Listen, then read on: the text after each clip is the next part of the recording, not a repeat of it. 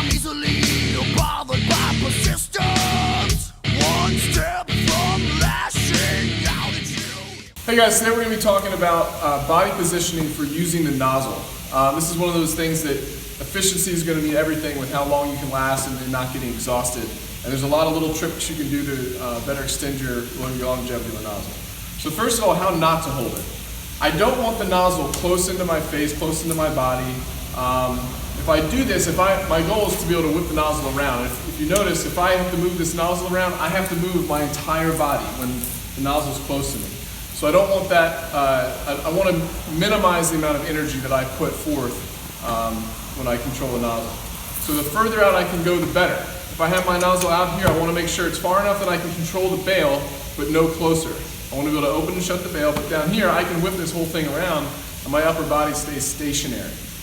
So further out is better as long as you can reach the bail to control the nozzle, open and close it, but then I can move the nozzle, let the hose line do the work instead of my body.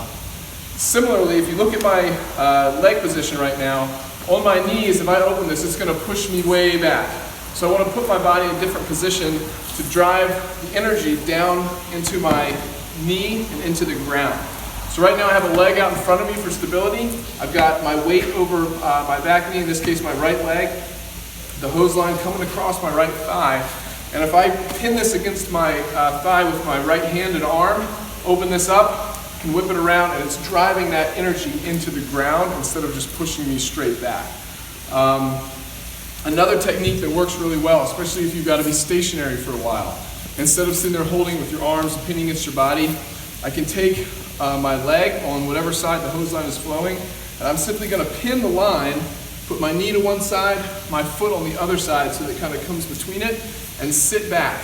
Here I can work the nozzle all I want. My body weight is pinning the line to the ground and I use very little energy. It's very efficient. I can open up, knock the fire, move in, do the same thing, open up, knock the fire, move in, and I'm not using a lot of energy.